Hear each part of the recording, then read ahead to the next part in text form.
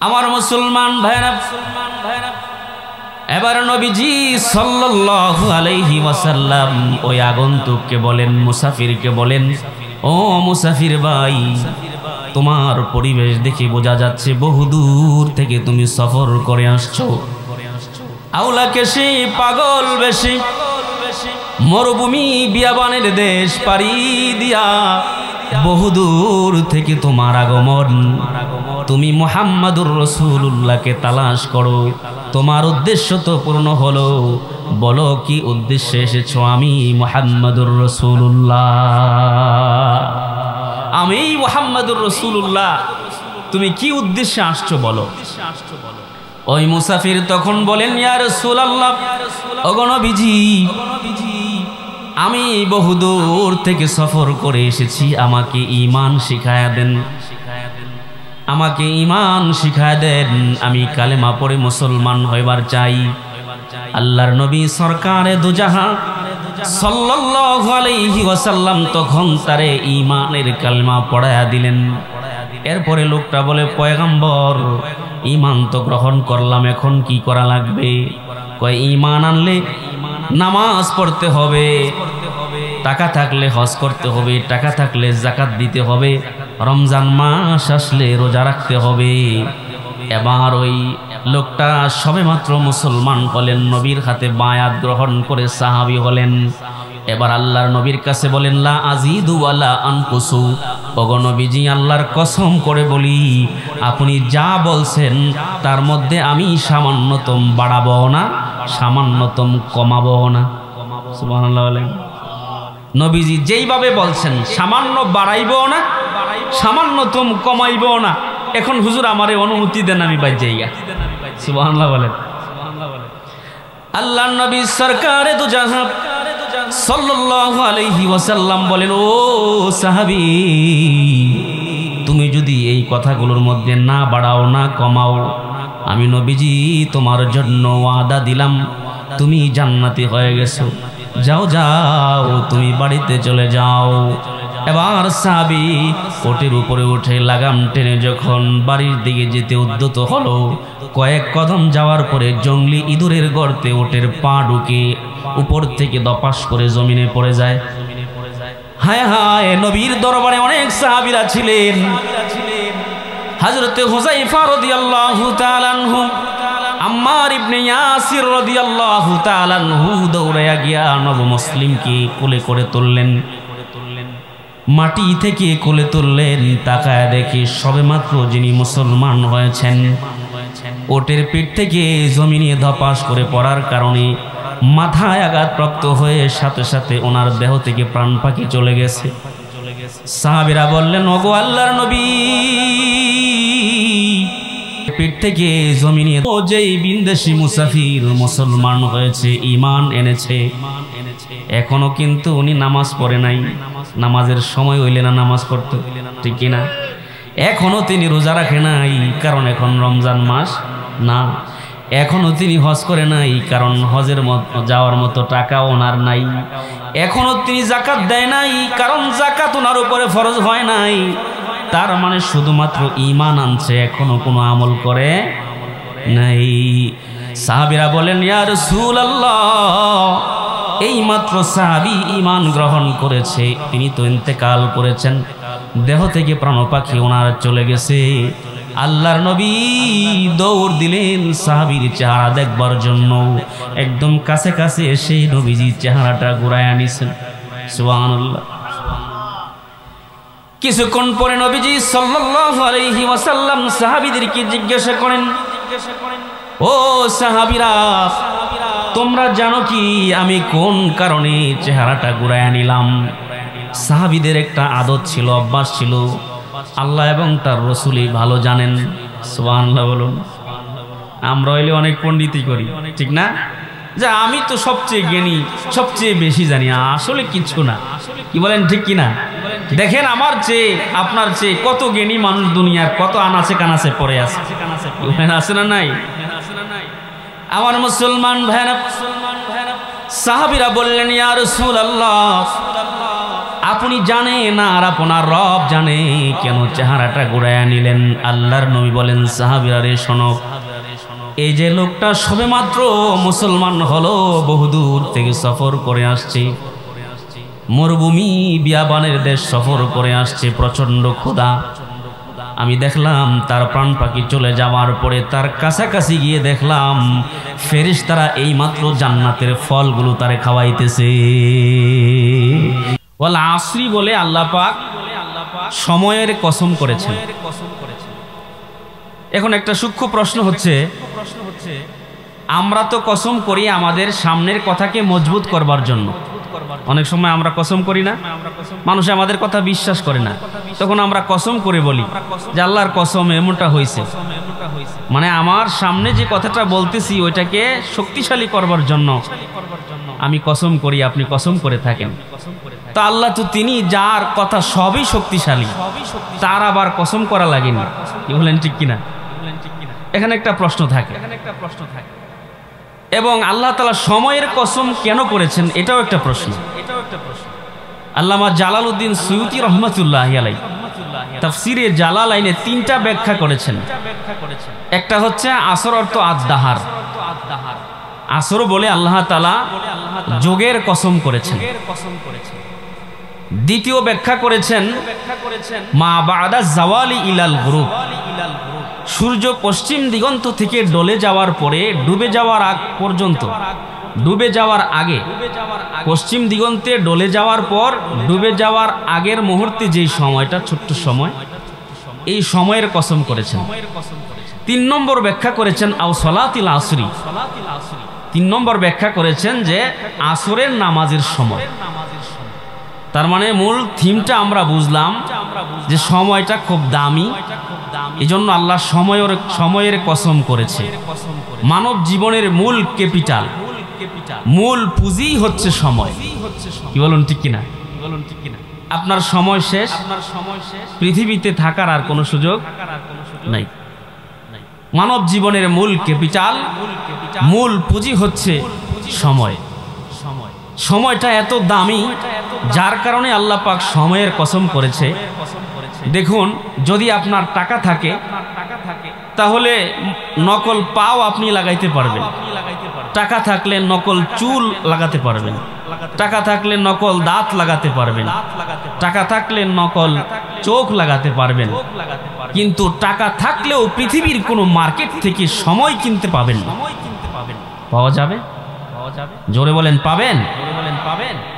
কেমন যেন মনে হচ্ছে ইমাম শাফি রহমতুল্লাহি আলাইহি বলেছেন, সময়টা হচ্ছে একটা বরফ খণ্ডের মতো। একটা বরফ খণ্ড এক জায়গায় রেখে দিলে যেমন আস্তে আস্তে গলে গলে একটা সময় নিঃশেষ হয়ে যায়, পানি হয়ে যায়, মানুষের হায়াতের জিন্দিগির সময়টা হচ্ছে বরফ খণ্ডের ন্যায়। সেকেন্ড পার হচ্ছে আর সময় কমে যাচ্ছে। যিনি খানায়ে কাবার ইমাম তারও হায়াত কমতেছে, যিনি রিকশাওয়ালা তারও হায়াত কমতেছে, যিনি চাকরিজীবী তারও হায়াত কমতেছে, যিনি কৃষিজীবী তারও হায়াত কমতেছে। এই যে আপনারা বসেছেন, আপনাদের হায়াতও কমতেছে। আমি এখানে বসেছি, আমারও হায়াত কমতেছে। এই হায়াতের বিবেচনায় কেমন যেন এই হায়াতটা এত মহামূল্যবান। মানব জীবনের মূল ক্যাপিটাল, মূল পুঁজি হচ্ছে হায়াত। এজন্য আল্লাহ পাক ওয়াল আসরি বলে সময়ের কসম করে বলেছেন। দ্বিতীয় নম্বর আয়াতে জবাবে কসম থেকে আল্লাহ বলেছেন, ইন্নাল ইনসানা লাফি খসর। এই জগতে যত মানুষ আছে সময়ের বিবেচনায় সমস্ত মানুষ ক্ষতির মধ্যে নিক্ষিপ্ত আছে। সময়ের বিবেচনায় দুনিয়ার সমস্ত মানুষ ক্ষতির মধ্যে ডুবে আছে। মানে সময় 1 সেকেন্ড পার হলেই জীবন থেকে 1 সেকেন্ড কমে গেল। কি বলুন, ঠিক কিনা? আল্লাহ জাল্লা শানুহু 3 নম্বর আয়াতে বলে যে এমন 4টা গুণ আছে, এমন 4টা বৈশিষ্ট্য আছে, এমন 4টা কোয়ালিটি আছে। এই 4টা গুণ, 4টা বৈশিষ্ট্য যদি কোনো মানুষের মাঝে থাকে, দুনিয়ার অন্য মানুষরা ক্ষতিগ্রস্ত হলেও, ক্ষতির মধ্যে নিক্ষিপ্ত হলেও ওই মানুষটা ক্ষতিগ্রস্ত হবে না। সুবহানাল্লাহ। কয়টা গুণ? চারটা গুণের কথা আল্লাহ আলোচনা করেছেন, যেই চারটা গুণ থাকলে মানুষ, যেই চারটা আল্লাহ পাক প্রথমেই বলেন ইল্লাল্লাযীনা আমানু। চার গুণের মধ্যে এক নম্বর গুণ হচ্ছে ইল্লাল্লাযীনা আমানু, যারা ঈমান আনয়ন করেছে। তার মানে ঈমান নামক দৌলত যাদের কলবে আছে, আর এই ঈমান নামক দৌলত নিয়ে যারা কবরে প্রবেশ করবে তাদের মানব জীবনটাই ধন্য। এই ঈমান নামক দৌলতের কারণে ওই মানুষগুলো তাদের রব্বুল আলামিন, তাদের মালিকের সাথে পর্যন্ত পৌঁছতে পারবে। বলুন সুবহানাল্লাহ। পক্ষান্তরে যাদের ঈমান নাই, যাদের ঈমানি দৌলত নাই, তাদের কোনো কিছুই নাই। ঈমানি দৌলত না থাকার কারণে তাদের মানব জীবনটাই বরবাদ, এবং আখিরাতের প্রত্যেকটা ঘাটিতে তারা পাকড়াও হবে। ঈমান নিয়ে মরণ নসিব হইবে না কো যার, ঈমান নিয়ে মরণ নসিব হইবে না কো যার, বৃথা তাহার মানব জীবন আখের অন্ধকার, বৃথা তাহার মানব জীবন আখের অন্ধকার। সমুখ পানের কোথাও সুখ পাইবে না এক তিল, সমুখ পানের কোথাও সুখ পাইবে না এক তিল। দুঃখে ভরা হইবে তাহার সবগুলি মঞ্জিল, দুঃখে ভরা হইবে তাহার সবগুলি মঞ্জিল।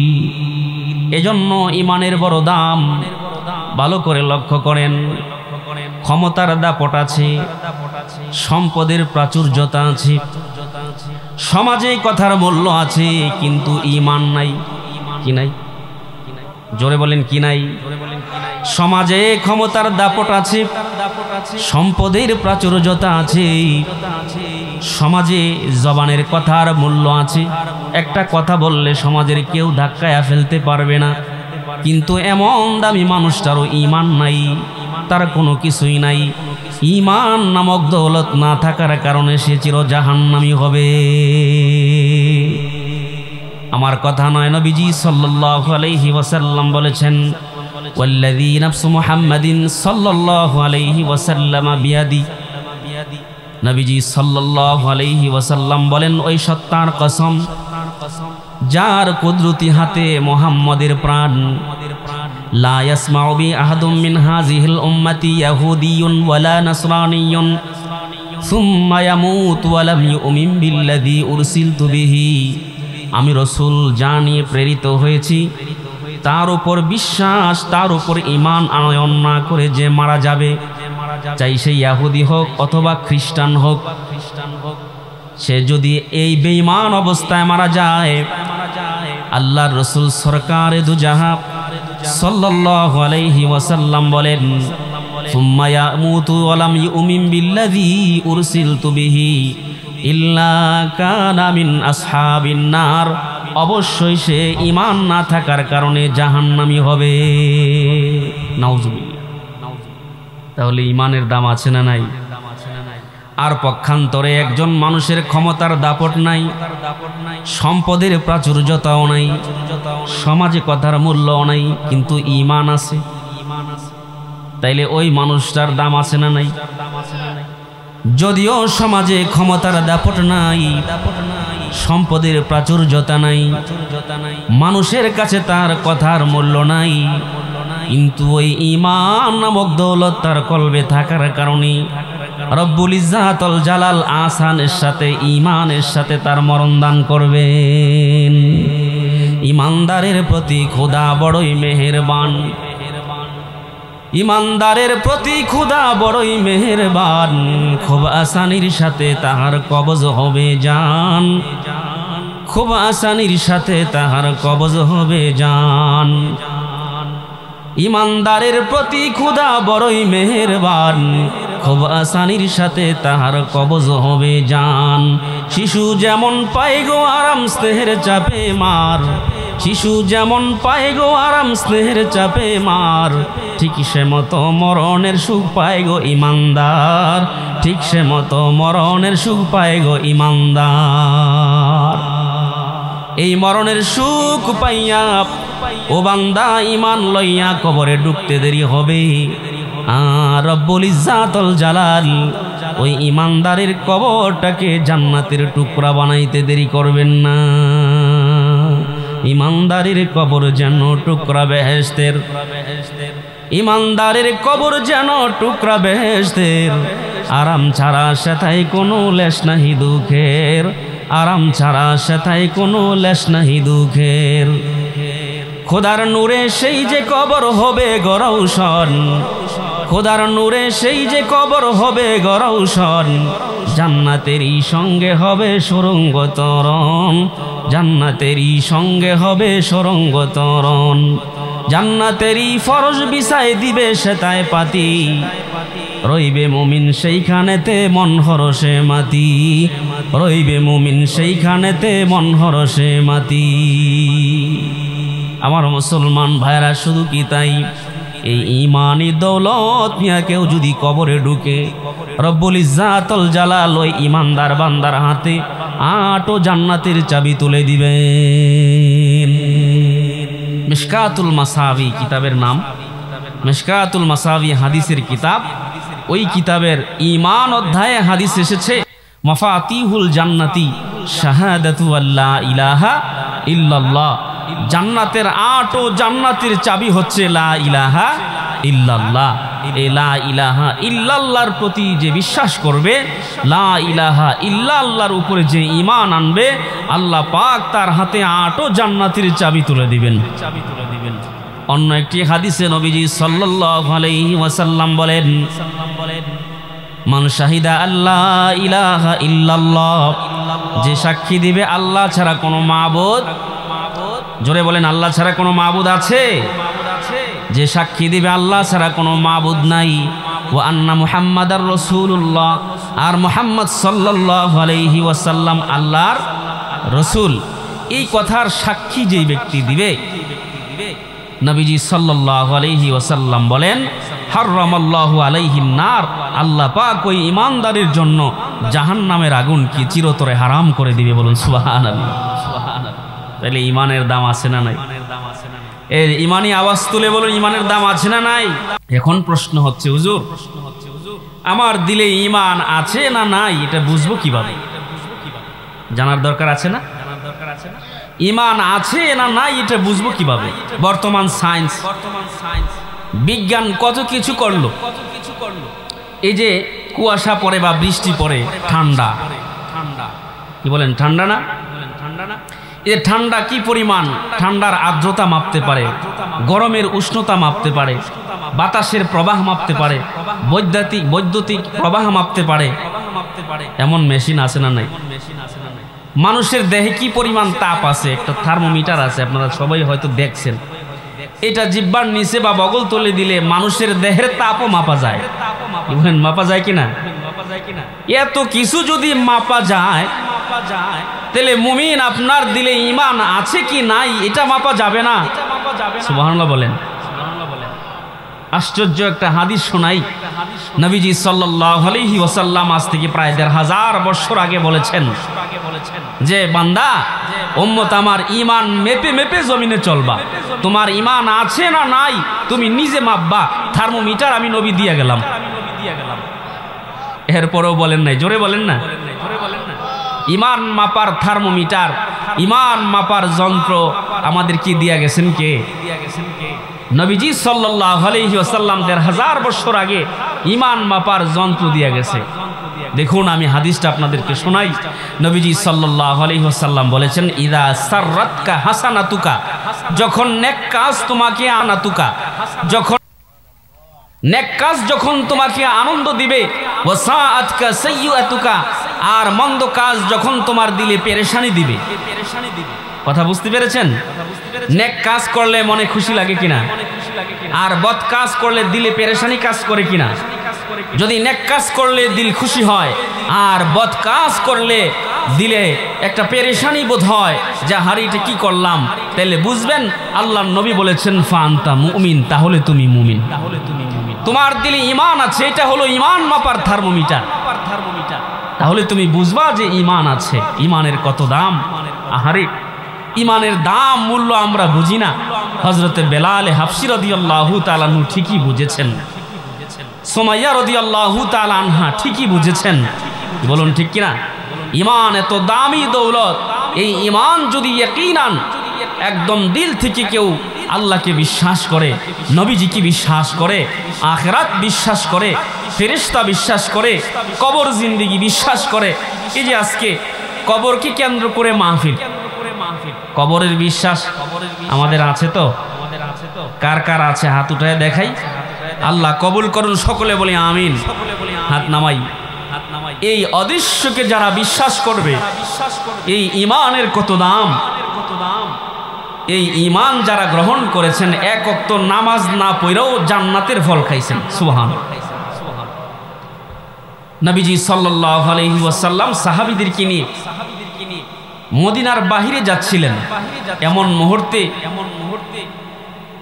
আওলা কেশে পাগল বেশে এক বিনদেশী মুসাফির নবীজি সাল্লাল্লাহু আলাইহি ওয়াসাল্লামের কাফেলার কাছে এসে বলে, ও কাফেলার লোকেরা, আমি বহুদূর থেকে এসেছি, আমার বাড়ি অনেক দূরে, আমি মদিনায় এসেছি মুহাম্মাদুর রাসূলুল্লাহ সাল্লাল্লাহু আলাইহি ওয়াসাল্লামের সাথে দেখা করার জন্য। সুবহানাল্লাহ। যেই কাফেলার কাছে এই কথা বলতেছে, ওই কাফেলাতেই মুহাম্মাদুর রাসূলুল্লাহ সাল্লাল্লাহু আলাইহি ওয়াসাল্লাম আছেন। আমার মুসলমান ভাইরা, এবার নবীজি সাল্লাল্লাহু আলাইহি ওয়াসাল্লাম ওই আগন্তুককে বলেন, মুসাফিরকে বলেন, ও মুসাফির ভাই, তোমার পরিবেশ দেখে বোঝা যাচ্ছে বহুদূর থেকে তুমি সফর করে আসছো। আওলা কেশে পাগল বেশি মরুভূমি বিয়াবানের দেশ পাড়ি দিয়া বহুদূর থেকে তোমার আগমন। তুমি মুহাম্মাদুর রাসূলুল্লাহকে তালাশ করো, তোমার উদ্দেশ্য তো পূর্ণ হলো। বলো কি উদ্দেশ্যে এসেছো? আমি মুহাম্মাদুর রাসূলুল্লাহ, আমি মুহাম্মাদুর রাসূলুল্লাহ। তুমি কি উদ্দেশ্যে আসছো বলো। ওই মুসাফির তখন বলেন, ইয়া রাসূলুল্লাহ, ওগো নবীজি, আমি বহুদূর থেকে সফর করে এসেছি, আমাকে ঈমান শিখায়া দেন, আমাকে ঈমান শিখায়া দেন, আমি কালেমা পড়ে মুসলমান হইবার চাই। আল্লাহর নবী সরকারে দুজাহান সাল্লাল্লাহু আলাইহি ওয়াসাল্লাম তখন তারে ঈমানের কালেমা পড়ায়া দিলেন। এরপরে লোকটা বলে, পয়গম্বর, ঈমান তো গ্রহণ করলাম, এখন কি করা লাগবে? কয়, ঈমান আনলে নামাজ পড়তে হবে, টাকা থাকলে হজ করতে হবে, টাকা থাকলে যাকাত দিতে হবে, রমজান মাস আসলে রোজা রাখতে হবে। এবার ওই লোকটা সবেমাত্র মুসলমান হলেন, নবীর হাতে বায়াত গ্রহণ করে সাহাবী হলেন। এবার আল্লাহর নবীর কাছে বলেন, লা আজিদু ওয়ালা আনকুসু, ওগো নবীজি, আল্লাহর কসম করে বলি, আপনি যা বলছেন তার মধ্যে আমি সামান্যতম বাড়াবো না, সামান্যতম কমাবো না। সুবহানাল্লাহ বলেন। নবীজি যেইভাবে বলছেন, সামান্য বাড়াইবো না, সামান্যতম কমাইবো না। এখন হুজুর আমারে অনুমতি দেন, আমি বাইর জায়গা। সুবহানাল্লাহ বলেন। আল্লাহর নবী সরকারে দুজাহান সাল্লাল্লাহু আলাইহি ওয়াসাল্লাম বলেন, ও সাহাবী, তুমি যদি এই কথাগুলোর মধ্যে না বাড়াও না কমাও, আমি নবীজি তোমার জন্য ওয়াদা দিলাম, তুমি জান্নাতি হয়ে গেছো। যাও যাও, তুমি বাড়িতে চলে যাও। এবার সাহাবী ওটের উপরে উঠে লাগাম টেনে যখন বাড়ির দিকে যেতে উদ্যত হলো, কয়েক কদম যাওয়ার পরে জঙ্গলি ইঁদুরের গর্তে ওটের পা ঢুকে উপর থেকে দপাস করে জমিনে পড়ে যায়। হায় হায়, নবীর দরবারে অনেক সাহাবীরা ছিলেন। হযরতে হুযায়ফা রাদিয়াল্লাহু তাআলা আনহু, আম্মার ইবনে ইয়াসির রাদিয়াল্লাহু তাআলা আনহু দৌড়ায়া গিয়া নব মুসলিমকে কোলে করে তুললেন, মাটি থেকে কোলে তুললেন। তাকায় দেখে সবেমাত্র যিনি মুসলমান হয়েছেন, ওটের পিঠ থেকে জমিনে ধপাস করে পড়ার কারণে মাথায় আঘাতপ্রাপ্ত হয়ে সাথে সাথে ওনার দেহ থেকে প্রাণ পাখি চলে গেছে। সাহাবীরা বললেন, ওগো আল্লাহর নবী, সবে মাত্র যেই বিনদেশী মুসাফির মুসলমান হয়েছে, ঈমান এনেছে, এখনো কিন্তু উনি নামাজ পড়ে নাই। নামাজের সময় হইলে না নামাজ পড়তো, ঠিক কিনা? এখনো তিনি রোজা রাখে নাই, কারণ এখন রমজান মাস না। এখনো তিনি হজ করে নাই, কারণ হজের যাওয়ার মতো টাকা ওনার নাই। এখনো তিনি যাকাত দেয় নাই, কারণ যাকাত ওনার উপরে ফরজ হয় নাই। তার মানে শুধুমাত্র ঈমান আনছে, এখনো কোনো আমল করে নাই। সাহাবীরা বলেন, ইয়া রাসূলুল্লাহ, এই মাত্র সাহাবী ঈমান গ্রহণ করেছে, তিনি তো ইন্তেকাল করেছেন, দেহ থেকে প্রাণ পাখি ওনার চলে গেছে। আল্লাহর নবী দৌড় দিলেন সাহাবীর চেহারা দেখবার জন্য। একদম কাছে কাছে এসে নবীজির চেহারাটা ঘুরায় আনিছেন। সুবহানাল্লাহ। কিছুক্ষণ পরে নবীজি সাল্লাল্লাহু আলাইহি ওয়াসাল্লাম সাহাবীদেরকে জিজ্ঞাসা করেন, ও সাহাবীরা, তোমরা জানো কি আমি কোন কারণে চেহারাটা ঘুরায় আনিলাম? সাহাবীদের একটা আদত ছিল, অভ্যাস ছিল, আল্লাহ এবং তার রাসূলই ভালো জানেন। সুবহানাল্লাহ বলুন। আমরা হইলে অনেক পণ্ডিতই করি, ঠিক না? যে আমি তো সবচেয়ে জ্ঞানী, সবচেয়ে বেশি জানি, আসলে কিছু না। কি বলেন, ঠিক কিনা? দেখেন আমার চেয়ে আপনার চেয়ে কত জ্ঞানী মানুষ দুনিয়ার, কত আনাচে কানাচে পড়ে আছে, আছে না নাই? আমার মুসলমান ভাইরা, সাহাবীরা বললেন, ইয়া রাসূলুল্লাহ, আপনি জানেন আর আপনার রব জানে কেন চেহারাটা ঘুরাইয়া নিলেন? আল্লাহর নবী বলেন, সাহাবীরা রে শোনো, এই যে লোকটা সবেমাত্র মুসলমান হলো, বহুদূর থেকে সফর করে আসছে, মরুভূমি বিয়াবানের দেশ সফর করে আসছে, প্রচন্ড ক্ষুধা। আমি দেখলাম তার প্রাণ পাখি চলে যাওয়ার পরে তার কাছাকাছি গিয়ে দেখলাম ফেরেশতারা এই মাত্র জান্নাতের ফলগুলো তারে খাওয়াইতেছে। এজন্য আমি চেহারা ঘুরাই নিছি। সুবহানাল্লাহ। ইমানের দাম আছে না নাই? এজন্য আমার মুসলমান ভাইরা, ফালাইসু ফি খুসরান, চার গুণে যারা গুণান্বিত হবে, যাদের মধ্যে চারটা কোয়ালিটি থাকবে, বৈশিষ্ট্য থাকবে, চার গুণ থাকবে, আল্লাহ জাল্লা শানুহু বলেন ওই চার গুণওয়ালা মানুষগুলো কশিনকালেও ক্ষতিগ্রস্ত হবে না। তার মধ্যে এক নম্বর হলো ইল্লাল্লাযীনা আমানু, যারা ঈমান আনয়ন করেছে ওই মানুষগুলো ক্ষতিগ্রস্ত হবে না। সমস্ত মানুষ ক্ষতিগ্রস্ত, চার শ্রেণীর মানুষ ক্ষতিগ্রস্ত হবে না। তার মধ্যে এক নম্বর হচ্ছে ইল্লাল্লাযীনা আমানু, যারা ঈমান আনয়ন করেছে, যাদের দিলে ঈমান আছে, ওই মানুষগুলো ক্ষতিগ্রস্ত হবে না। আশা করি এটাও বুঝতে পেরেছেন যে আপনার দিলে ঈমান আছে না নাই। গুনাহ করলে আপনার পেরেশানি হয় কিনা, নেক কাজ করলে দিল খুশি হয় কিনা, তাইলে বুঝবেন যে ঈমান আছে না নাই। এটাও বলে গেলাম। দুই নম্বরে আল্লাহ জাল্লা শানুহু বলেন ওয়া আমিলুস সালিহাত, যারা নেক আমল করবে, ফালাইসু ফি খুসরান, নেক আমল করনেওয়ালা বান্দারাও ক্ষতিগ্রস্ত হবে না। হায়াতের জিন্দেগিতে যতটুকুন সম্ভব নেক আমল করা চাই।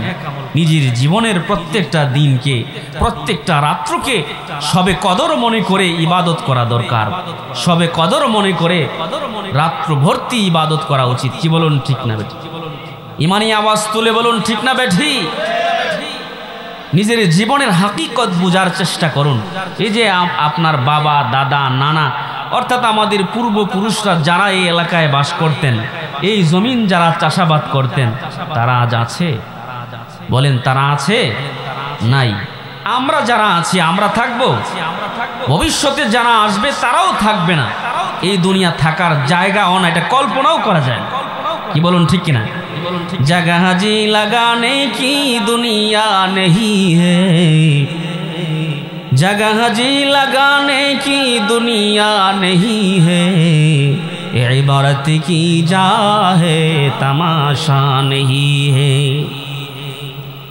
इबारत की जा है तमाशा नहीं है। এই দুনিয়ায় দিল লাগানোর জায়গা নয়, তামাশা করবার জায়গা নয়। এই দুনিয়ার জীবন ছেড়ে এমন একটা জগতে যেতে হবে যেটাকে আমরা কবর বলি বা পরকাল বলি বা বরজখ বলি। কি বলুন, ঠিক কিনা? দুনিয়ার সমস্ত মায়া মহব্বত ভালোবাসার বন্ধন, ছেলে মেয়ে আত্মীয় স্বজন জমি জামা বাড়িঘর সব কিছু রেখে অন্ধকার কবরে যেতে হবে।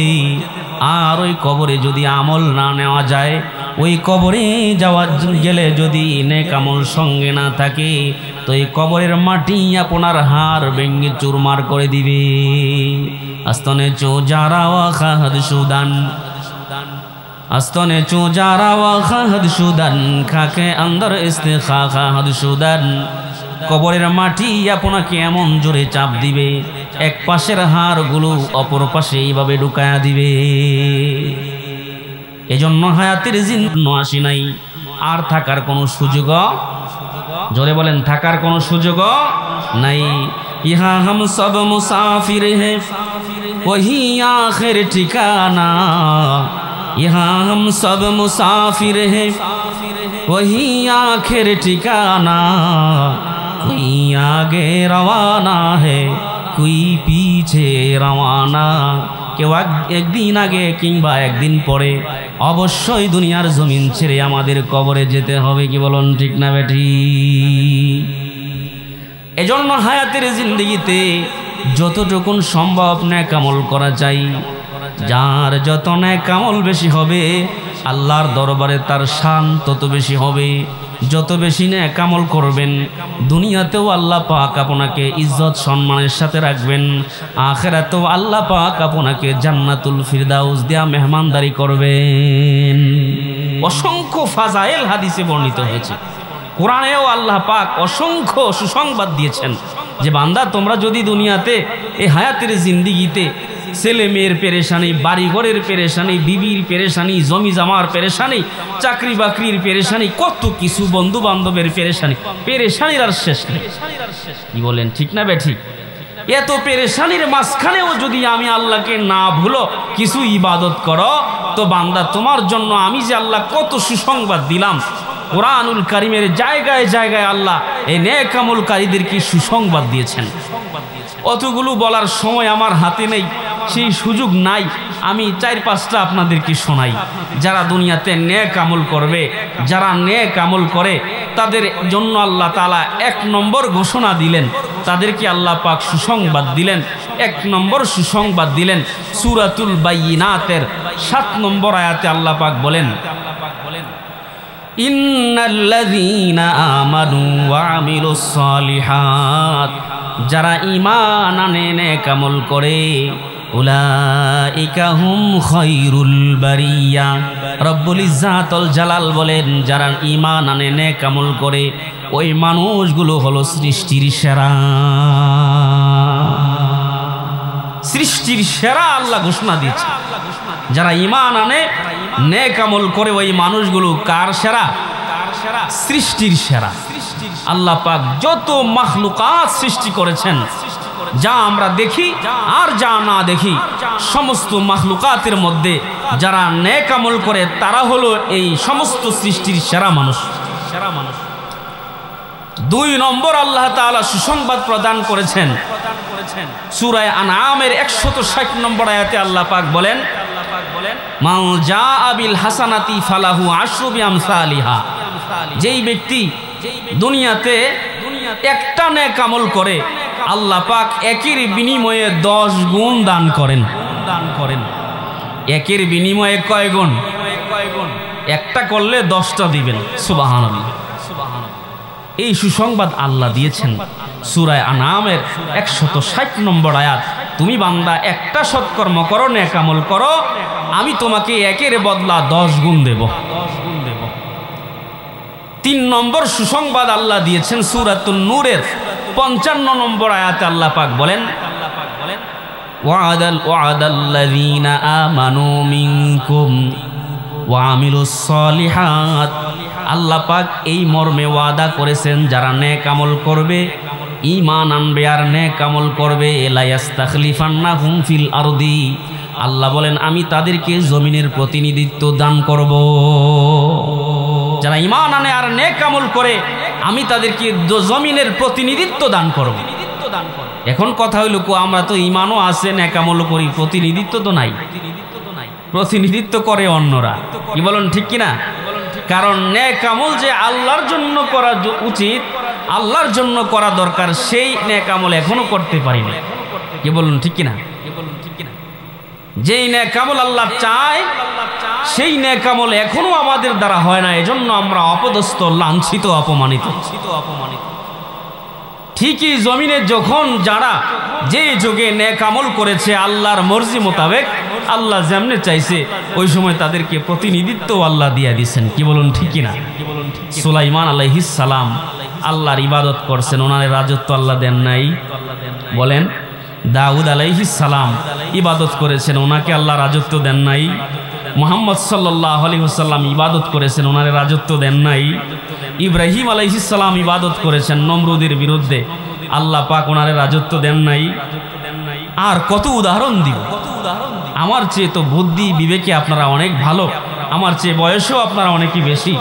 এলাকার মুরব্বী বাবারা বসেছেন, বড় ভাইরা বসেছেন, যুবক ভাইরা বসেছেন, পর্দার আলের মা বোনেরা বসেছেন, আমার চেয়ে সব দিকে বুদ্ধি শুদ্ধি আপনাদের বেশি। আশা করি এতটুকুন কথাই আপনারা বুঝতে পেরেছেন যে আল্লাহ পাক যেমন ইবাদত চায় অমন ইবাদত আমরা এখনো করতে পারি না। বলুন ঠিক কিনা? এই গেল 3 নম্বর। 4 নম্বর সুসংবাদ আল্লাহ পাক দিয়েছেন সূরাতুন নিসার 124 নম্বর আয়াতে, ওমাই ইয়ামাল মিনাস সলিহাতি মিন যাকারিন আও উনসা, যেই ব্যক্তি নারী হোক অথবা পুরুষ হোক, নারী হোক অথবা পুরুষ হোক, সে যদি নেক আমল করে ফাউলাইকা ইয়াদখুলুনাল জান্নাহ, ওই ব্যক্তি নেক আমলের কারণে জান্নাতে প্রবেশ করবে। কত বড় সুসংবাদ! নেক আমলের কারণে জান্নাতে প্রবেশ করবে। 5 নম্বর সুসংবাদ সূরাতুল ইউনূসের 9 নম্বর আয়াতে আল্লাহ জাল্লা শানুহু বলেন, ইন্নাল্লাযীনা আমানু ওয়া আমিলুস সলিহাতি ইয়াহদিহিম রাব্বুহুম বিঈমানিহিম, যারা ঈমান আনে নেক আমল করে তাদের রব তাদেরকে হেদায়েত দান করবেন। সুবহানাল্লাহ বলতেন না? আরে ভাই, হেদায়েতের জন্য আমরা পাগল, কত জায়গায় দৌড়াই, পীর সাহেবের কাছে মুরিদ হই, আলেমের কাছে যাই, মসজিদের ইমামের কাছে যাই, হেদায়েত নিয়ে আল্লাহর কাছ থেকে পাই, কত চেষ্টা করি। আর আল্লাহ বলছেন কি? ঈমান আনবা, নেক আমল করবা, ইয়াহদিহিম রাব্বুহুম বিঈমানিহিম, তোমার এই ঈমানের আলোতে, নেক আমলের আলোতে তোমার রব তোমারে হেদায়েত দিয়া দিবেন। 6 নম্বর সুসংবাদ সূরাতুল কাহফের 107 নম্বর আয়াতে আল্লাহ পাক বলেন, ইন্নাল্লাযীনা আমানু ওয়া আমিলুস সলিহাত, যারা ঈমান আনবে নেক আমল করবে, আল্লাহ পাক বলেন কানাত লাহুম জান্নাতুল ফিরদাউসি নুজুলা, তাদের জন্য রয়েছে জান্নাতুল ফিরদাউস। বলেন সুবহানাল্লাহ। মানে ঈমান আনলে, নেক আমল করলে আল্লাহ পাক ঈমান আমলের খাতিরে বদৌলতে বিনিময়ে জান্নাতুল ফিরদাউস আল্লাহ আপনাকে দিয়ে দিবেন। সুবহানাল্লাহ। তাইলে বলুন, নেক আমল করার দরকার আছে না নাই? আমরা তো ভাই প্রতিযোগিতা করি সম্পদ নিয়ে, কার কি পরিমাণ সম্পদ হইতে পারে। ওই বেচারার 10খানি সম্পত্তি আছে, আমার নাই কেন? তার 2টা বাড়ি আছে, আমার নাই কেন? তার 5টা ছেলে প্রবাসী আছে, আমার নাই কেন? এই নিয়ে প্রতিযোগিতা করি। কিন্তু সাহাবায়ে কেরামের জিন্দেগি দেখুন, তিনি রাতে তাহাজ্জুদ পড়ে, আমি কেন পড়ি না? উনি কোরআন পড়ে, আমি কেন পড়ি না? সারা জীবন প্রতিযোগিতা করে আমল করেছেন। সুবহানাল্লাহ পড়ুন। নবীজি সাল্লাল্লাহু আলাইহি ওয়াসাল্লাম মাঝে মধ্যে তাদেরকে পরীক্ষাও করেছেন যে সাহাবীরা আসলেই আল্লাহর জন্য ইবাদত করে কিনা। সুবহানাল্লাহ। নবীজি সাল্লাল্লাহু আলাইহি ওয়াসাল্লাম গেলেন ওমর রাদিয়াল্লাহু তাআলা আনহুর বাড়িতে। ওইখানে ওনার বাড়ির আঙিনায়, মানে বাড়ির উঠানে যাওয়ার সাথে সাথেই নবীজি বুঝতে পারতেছেন ওমরও কি করেন? তাহাজ্জুদ পড়তেছেন, কিন্তু এত জোরে জোরে কোরআন পড়তেছেন যে নবীজি বাহির থেকেই শুনতেছেন। একজনে আস্তে আস্তে, আর একজন খুব জোরে জোরে। নবীজি ফজরের নামাজ পড়ে 2জনকে ডাকছে, এদিকে আসো। হযরতে ফারুক আজম ওমর রাদিয়াল্লাহু তাআলা আনহুকে জিজ্ঞাসা করে যে রাতে কোরআন শরীফ পড়তেছিলা তাহাজ্জুদে দাঁড়াইয়া, এত জোরে জোরে পড়ছো কেন? হযরতে ফারুক আজম ওমর রাদিয়াল্লাহু তাআলা আনহু বলেন, নবী গো, আপনি তো বলেছেন যে কোরআনুল কারীমের তেলাওয়াতের আওয়াজ যতক্ষণ পর্যন্ত পৌঁছে, যেই পর্যন্ত কোরআনের আওয়াজ পৌঁছে ওই পর্যন্ত শয়তান আসতে পারে না। এজন্য আমি গভীর রাতে তাহাজ্জুদে দাঁড়ায়া দাঁড়ায়া এত জোরে জোরে কোরআন পড়েছি যাতে করে শয়তান আমাদের এলাকায় না আসতে পারে। অতিরিদুস শাইতান, ও পয়গম্বর, আমি শয়তানকে তাড়াচ্ছি, শয়তান জানে আমার এলাকায় না ঢুকতে পারে, এই শয়তানকে আমি ভাগাচ্ছি। আরেকটা নিয়ত হলো, আমি ওমরের যেই না আমল আল্লাহ পাকের কাছ থেকে যদি না বাঁচতে পারি, এজন্য জোরে জোরে কোরআন পড়ি। আমি ওমরের আওয়াজ শুই না, যদি আমার মহল্লার কোনো মানুষের ঘুম ভাঙা যায়, আর ওই ঘুম থেকে জায়গা যদি সে মালিকের ইবাদতে রত হয়, মালিক যদি খুশি হইয়া তারে জান্নাত দেয়, আমি ওমরের উসিলায় সে জান্নাত পাইলে আল্লাহ যদি তার উসিলায় আমারও ব্যবস্থা করে, এজন্য আমি জোরে জোরে পড়তেছিলাম। আবু বকর সিদ্দিক রাদিয়াল্লাহু তাআলা আনহুকে ডাকলেন, আবু বকর, তাহলে তুমি কেন আস্তে আস্তে পড়তেছো? আবু বকর রাদিয়াল্লাহু তাআলা আনহু বলেন, ও নবী, আমি যে গভীর রাতে তাহাজ্জুদে দাঁড়াইয়া কোরআন পড়তেছিলাম, আমি তো সেই কোরআন আমার মাওলাকে শোনাইতেছি। কারে? আমার মাওলাকে শোনাইতেছি। আমার মাওলা তো এমন মাওলা যিনি আস্তে পড়লেও শুনে, জোরে পড়লেও শুনে, জোরে পড়লেও আমার মালিক শোনে, আস্তে পড়লেও শোনে। কি বলেন, শোনে কিনা?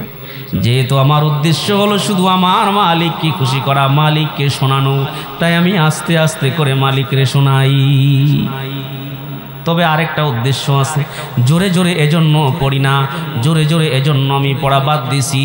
আমি যদি জোরে জোরে কোরআন পড়ি, আমার জোরে জোরে কোরআন পড়ার কারণে যদি আমার পরিবারের কোনো সদস্যের ঘুমে ডিস্টার্ব হয়, আমার পরিবারের কারো ঘুমে যদি ডিস্টার্ব হয়, অসুবিধা হয়, হাসরের ময়দানে যদি আমাকে আদালতে দাঁড় করায় দেয়, আবু বকরের তেলাওয়াতের আওয়াজের কারণে রাত্রে ঘুমাইতে পারি নাই, ঘুমের ব্যাঘাত হয়েছে, আল্লাহর কাছে আসামি হইবার চাই না, এজন্য আমি আস্তে আস্তে পড়ি, যাকে মাওলার জন্য পড়ি, যাতে আমার মাওলাই শুধু শোনে। এইভাবে প্রতিযোগিতা করে করে আমল করছেন। হায় হায়, আর আমলের ময়দান আমাদের শূন্য, আমল বলতে কিছু নাই, যা আছে তাও কিছু বদ আমল আছে। কি বলেন, ঠিক কিনা? সকাল বিকাল চায়ের দোকানে বসে গ্রামের উত্তর মাথা থেকে দক্ষিণ মাথা পর্যন্ত গীবত শেখায়, কোন নারী পুরুষ আমার জবানের গীবত থেকে বাঁচতে পারে না। আছে না নাই? এ জোরে বলেন না, আছে না নাই? গ্রামের কোন নারী পুরুষ আমার গীবত শেখায়েত থেকে বাঁচতে পারে না। চিন্তা করেন ভাই, 24 ঘন্টায় কয়টা গুনাহ করছেন আর কয়টা নেক আমল করছেন? নিজের জীবনের হিসাব নিজে লাগান, দেখবেন আসলে আপনার নিজের ফতোয়া নিজেই দিতে পারেন যে আপনি নেক আমল করেন নাকি বদ আমল করেন। এর চাইতে সহজ কথা তো আর নাই। কি বলেন, আছে? এর চাইতে সহজ কথা আমি আর দেখি না। এজন্য বাবা, আপনাদের বিবেকের কাছে প্রশ্ন রেখে যাই, 24 ঘন্টার ভিতরে কয়টা নেক আমল করেন, কয়টা বদ আমল করেন, একটু হিসাব রাখেন, জিন্দেগি পাল্টানো বড় সহজ হয়ে যাবে। আমাদের আকাবিরিনে হযরতরা বলেন, কমাস কম তুমি নেক আমল না করতে পারলেও গুনাহ করো না। নেক আমল করতে পারতেছেন না বা মনে চাচ্ছে না, কিন্তু গুনাহ করেন না, তারপরেও আল্লাহর কাছে বাঁচা যাবে। কি বলুন, ঠিক কিনা? পাপের সাগরে ডুবে থেকে আপনি মহা খুশি হয়ে ভাবেন যে আমার মতো নেককার পরহেজগার কেউ নাই। হায় হায়, আসলে তো আমাদের নেক আমল বলতে কিছুই নাই। কি বলুন, ঠিক না ঠিক? এজন্য আল্লাহ পাক বলেছেন, যারা নেক আমল করবে ফালাইসু ফি খুসরান, ওই মানুষগুলো কশিনকালেও ক্ষতিগ্রস্ত হবে না। 4 গুণে গুণান্বিত মানুষগুলো ক্ষতিগ্রস্ত হবে না। তার মধ্যে 1 নম্বর হলো ইল্লাল্লাযীনা আমানু, যারা ঈমান এনেছে, ঈমান আনয়ন করেছে, ঈমান গ্রহণ করেছে। 2 নম্বরে হলো আমিলুস সলিহাত, যারা নেক আমল করে তারাও ক্ষতিগ্রস্ত হবে না। 3 নম্বরে হলো ওয়াতাওয়াসাউ বিল হাক্কি, আই আওসা বা'দুহুম বা'দান বিল হাক্কি, একজন আরেকজনকে হকের পক্ষে ডাকবে, হকের পক্ষে আহ্বান করবে, সত্যের পথে একজন আরেকজনকে দাওয়াত দিবে। আমরা দেইনি। আপনি যদি সোজা ফজরের নামাজ পড়তে গেলেন গা, আপনার যুবক ছেলেটাকে ডাকলেন না, কই? আপনি তো, আপনার কথা ছিল, দায়িত্ব ছিল যে আপনি হকের পক্ষে আরেকজনকে ডাকবেন। নিজের সন্তানকেই তো ডাকলেন না, নিজে ফজরের নামাজ পড়ে আসলেন, সন্তান ঘুমায় রইছে। আছে না নাই? কিন্তু আল্লাহ জাল্লা শাআনুহু বলেছেন, কু আনফুসাকুম, তুমি নিজেও জাহান্নামের আগুন থেকে বাঁচো, ওয়া আহলিকুম নারা, পরিবার পরিজনকেও জাহান্নামের আগুন থেকে বাঁচাও। তাহলে 3 নম্বর হলো আওসা বাদুকুম বাদন বিল হাক্কি, একজন আরেকজনকে হকের পক্ষে আহ্বান করবেন, সত্যের পথে ডাকবেন, যেটা হক রাস্তা, সঠিক রাস্তা, আল্লাহর রাস্তা, রসুলের রাস্তা, কোরআনের রাস্তা, হাদিসের রাস্তা, ওই রাস্তায় মানুষকে ডাকবেন। যারা এই হকের পথে মানুষদেরকে আহ্বান করে, সত্যের পথে মানুষদেরকে আহ্বান করে, কোরআনের পক্ষে যারা মানুষদেরকে আহ্বান করে, তাদের প্রশংসা আল্লাহ করেছেন। সুবহানাল্লাহ। তাদের প্রশংসা করেছেন কে? আমার মুসলমান ভাইরা, কোরআনুল কারীমের হামিম আস-সিজদা নামক একটা সূরা আছে, ওই সূরার 33 নম্বর আয়াতে আল্লাহ পাক বলেন, ওমান আহসানু কাওলাম মিম্মান দাআ ইলাল্লাহ, ওই ব্যক্তির চাইতে উত্তম কথা আর কার হতে পারে যেই ব্যক্তি মানুষদেরকে আল্লাহর পথে আহ্বান করে। ওই ব্যক্তির চাইতে উত্তম কথা আর কারো হতে পারে না যেই ব্যক্তি মানুষদেরকে, অন্য মুসলমানদেরকে আল্লাহর রাহে আহ্বান করে, আল্লাহর রাস্তায় ডাকে, কোরআনের রাস্তায় ডাকে, হাদিসের রাস্তায় ডাকে, সিরাতে মুস্তাকিমের রাস্তায় ডাকে। তার চাইতে উত্তম কথা আর কারো হতে পারে না। আমরা তো এক জায়গায় বসলে এত কথা বলি, এরি বাবারে, যারে বলে বাচাল, বেশি কথা যে বলে তারে বাচাল বলে। আমরা অনেকে মনে করি আমি এত কথা জানি যে আমার চাইতে আর কেউ নাই। আসলে পরক্ষণে গিয়া দেখেন আপনাকে মানুষে ঘৃণা করে। ঠিক না বেঠ? বেশি কথা বলার মধ্যে ফায়দা নেই। যত কম বলবেন ততই মুক্তি পাবেন। মান সামাতা নাজা, হাদিসে আসছে, আল্লাহ রসুল বলেন যে যে ব্যক্তি চুপ থাকবে সে মুক্তি পাবে। সুবহানাল্লাহ। তাইলে তার চাইতে উত্তম কথা আর কারো হতে পারে না যেই ব্যক্তি মানুষকে আল্লাহর পথে আহ্বান করে। আল্লাহ এই কথাও বলেছেন যে কিয়ামত পর্যন্ত আল্লাহর পথে আহ্বান করার জন্য একদল মানুষ জমিনে থাকা চাই। সুবহানাল্লাহ। আল্লাহর পথে আহ্বান করার মতো, আল্লাহর পথে ডাকবার মতো, ভালো কথা বলবার মতো একদল মানুষ থাকা চাই, যারা কিয়ামত পর্যন্ত একদল মানুষ মানুষকে হকের পথে ডাকবে, সত্যের পথে আহ্বান করবে, ভালো পথে ডাকবে। সূরা আলে ইমরানের 104 নম্বর আয়াতে আল্লাহ পাক বলেন, ওয়ালতাকুম মিনকুম উম্মাতুন ইয়াদউনা ইলাল খায়র, তোমাদের মধ্যে এমন একটা উম্মত থাকা চাই, এমন একটা দল থাকা চাই, যেই দল সব সময় মানুষকে হকের পথে ডাকবে, যে দল সব সময় মানুষকে সত্যের পথে ডাকবে, যে দল সব সময় মানুষকে হকের পথে আহ্বান করবে। এখন প্রশ্ন করতে পারেন, হুজুর, হকের পক্ষে সত্যের পথে মানুষকে আহ্বান করব কেমনে? কি বলেন? প্রশ্ন হয় কিনা? আমার দেশের ভাইরা, রব্বুল ইজ্জাতুল জালাল সূরাতুন নহলের 125 নম্বর আয়াতে সেটাও মানুষকে শিক্ষা দিয়েছেন, জানিয়ে দিয়েছেন হকের পক্ষে সত্যের পথে মানুষকে কেমনে ডাকবা। সুবহানাল্লাহ বলে আল্লাহ পাক বলেছেন, উদউ ইলা সাবিলি রাব্বিকা বিল হিকমা, তুমি হকের পক্ষে মানুষকে হিকমতের মাধ্যমে ডাকবে। হিকমত আবার কি জিনিস? হিকমত তো আরবি শব্দ, এটা তো আমরা বুঝি না। বলেন ঠিক কিনা? যোগ শ্রেষ্ঠ মুফাসসির আল্লামা ফখরুদ্দিন রাজি রাহমাতুল্লাহি আলাইহি বলেন, লা রাইবা আন্নাল হিকমাতা হিয়াল হুজ্জা, কোনো সন্দেহ নাই হিকমতের অর্থ হচ্ছে হুজ্জত, দলিল, এভিডেন্স, প্রমাণ। তার মানে মানুষকে হকের পথে ডাকবেন, দলিল দিয়া ডাকতে হবে। সুবহানাল্লাহ বলেন। দলিল না থাকলে বর্তমানে মানুষ কথা গ্রহণ করে, আপনিও গ্রহণ করবেন না, যে হুজুরে প্রত্যেকটা বানায় কইলো। কি বলেন ঠিক কিনা? দলিল প্রমাণ পেশ করেন, এভিডেন্স কায়েম করেন। হকের পক্ষে ডাকতে হবে দলিল প্রমাণ দিয়ে। কি বলেন ঠিক কিনা? আমার মুসলমান ভাইরা, তবে মানুষকে ডাকতে গিয়া যেন কোনো মানুষের কষ্ট না হয়, কোনো মানুষের মনে যেন আঘাত না হয়, নম্র ভাষায় বলতে হবে। কি ভাষায়? নম্র ভাষায় বলতে হবে। আল্লাহ জাল্লা শানুহু সূরা তাহার 44 নম্বর আয়াতে মুসা আলাইহিস সালাম আর তার ভাই হারুন আলাইহিস সালামকে যখন জালেম ফেরাউনের কাছে পাঠায়, তখন আল্লাহ বলে দিলেন, ফাকুলা লাহু কাওলাল লাইয়িনা, হে মুসা, হারুন, তোমরা উভয়ে ফেরাউনের কাছে যাও, তবে সাবধান, ফেরাউনের কাছে গিয়া নম্র ভাষায় কথা বলবা। কোন ভাষায়? আরে ফেরাউনের চাইতে বড় জালেম কি আর দুনিয়ায় কেউ ছিল? বলেন। যে নিজে বলছিল আনা রব্বুকুমুল আলা, আমি হইলাম সর্বসেরা খোদা, আমি হইলাম সবচেয়ে বড় খোদা। যেই লোকটা নিজে বলছে আমি বড় খোদা, এর কাছেও আল্লাহ নবীরে পাঠাইয়া বলছেন নম্র ভাষায় বলার জন্য। সুবহানাল্লাহ। তবে এখন কথা হলো নম্র ভাষায় বলছেন, মানতে রাজি না।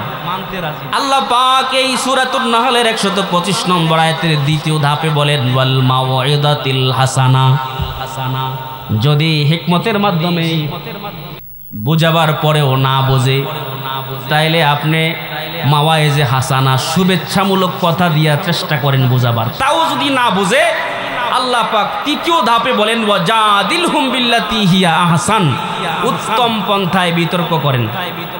কোন পন্থায়?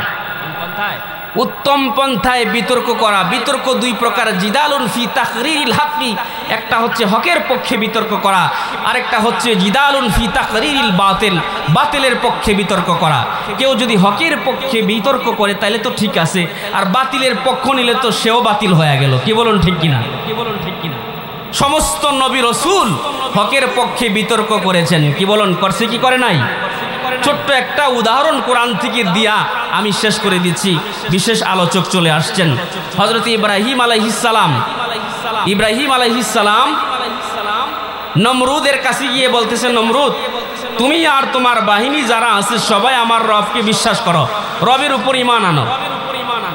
নমরুদ কয়, তো রব আবার কেডা? নাউজুবিল্লাহ বলতেন না, পাত্তাই দিল না রব কে। তো ইব্রাহিম আলাইহিস সালাম তো নবী, নম্র ভাষায় কয় রব্বি আল্লাজি ইউহয়ী ওয়া ইউমীত, আমার রব হইল তিনি যিনি জীবন দেয় মরণ দেয়। সুবহানাল্লাহ। সংক্ষেপে বলছি, হুজুর যেহেতু আইসা পড়ছে, তাফসিরে খাজেনে এসেছে এই নমরুদ দায় জেলখানার থেকে দুইজন কয়েদি দইরা আনছে, আইনা একটারে জব দিছে আর একটারে ছেড়ে দিছে। দেখলা, একটারে মারলাম জীবন, একটারে মারলাম আর একটারে জীবন দিলাম।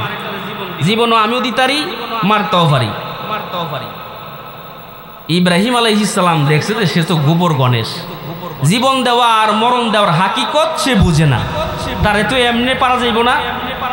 তিনি এবার উত্তম পন্থায় বিতর্কের এক পর্যায়ে বলছে, ঠিক আছে, ফাইন্নাল্লাহা ইয়াতি বিশ-শামসি মিনাল মাশরিক, আমার রব হচ্ছে তিনি যিনি পূর্ব দিগন্ত থেকে সূর্যটারে উঠাইয়া পশ্চিমে নিয়া ডুবায়। ফাআতি বিহা মিনাল মাগরিব, তুমি যদি রব হয়ে থাকো তাহলে কালকার সূর্যটা পশ্চিম দিকে উড়াইবা, পূবে নিয়া ডুবাইবা। ফাবুহিতাল্লাযী কাফার, এবার হতভম্ব হয়ে গেছে, লা জবাব হয়ে গেছে, আর জবাব দেওয়ার কোনো ভাষা নাই, কারণ সূর্য পশ্চিম দিক থেকে উঠাইয়া পূর্বে নিয়া ডুবানোর ক্ষমতা নমরুদের আছে। এবার বলেন তো, বুঝে থাকলে বিতর্কে এবার হারছে না জিতছে? এমন ভাবে পরাজয় বরণ করছে যে আর কোনো কথা নাই। কোরআনে আল্লাহ বলেছেন ফাবুহিতাল্লাযী কাফার, এবার শয়তান নমরুদ হতভম্ব হয়ে গেছে, লা জবাব হয়ে গেছে, কোনো ভাষা নাই আর উত্তর দেওয়া। এই জন্য উত্তম পন্থায় বিতর্ক করতে হবে। আল্লাহ কবুল করুন সকলে বলি আমিন।